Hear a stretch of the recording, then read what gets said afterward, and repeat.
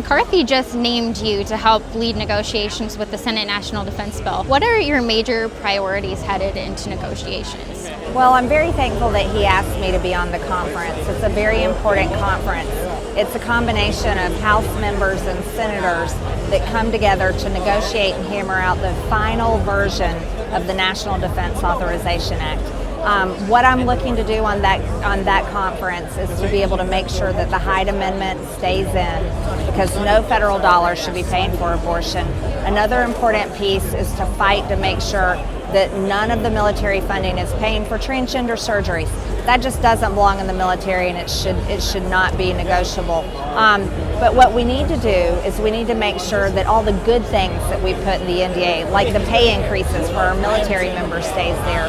All the good benefits that they get through health insurance, but also the buildup that we need to do for our military in replacing equipment and weapons. Think about how much equipment and weapons were abandoned in Afghanistan by Joe Biden.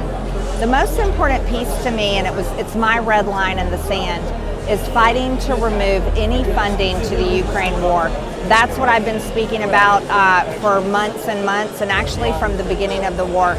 I'm one of the only members of Congress that has never voted to send any money to Ukraine. I've been against this war the entire time because America's only position should be peace. And I'd like to point out an important fact that most people don't know. If anyone goes on the Department of Defense website, the mission is clear, and they say what their mission is. Number one, to deter war. Number two, to protect our nation's national security interests. The Ukraine war does neither one of those. And so funding in the National Defense Authorization Act to a war in Ukraine, which is really a proxy war with Russia, that enables war, it increases war, and it creates war, does not deter war. Secondly, it doesn't protect our nation's national security interests. It actually puts all of us at risk as we get closer and closer to World War III. So on that conference, I'll be doing everything I can in that room to convince my colleagues in the House and the senators on the other side of the Capitol that we need to stop funding a war in Ukraine. The House passed a measure that cuts off Pentagon funding to entities like NewsGuard that engage in censorship.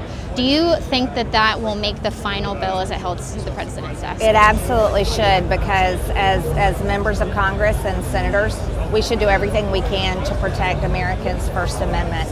And we should not fund any organization or department in the United States that has censored Americans. So I'll be fighting for that to stay as well. But we'll see how we come out on the other side. What does that say about Democrats if they were to try to nix that from the bill and their goals for the American people? Well, I think Democrats have shown us a proven track record of censoring Americans. That's what they did over the past several years, but that's also what they did with the Hunter Biden laptop story. They hid that one as well, using the FBI, the CIA, the DOJ, working with social media companies and the media to completely suppress and quiet that story down. And I'll argue that really had an effect in the 2020 presidential election.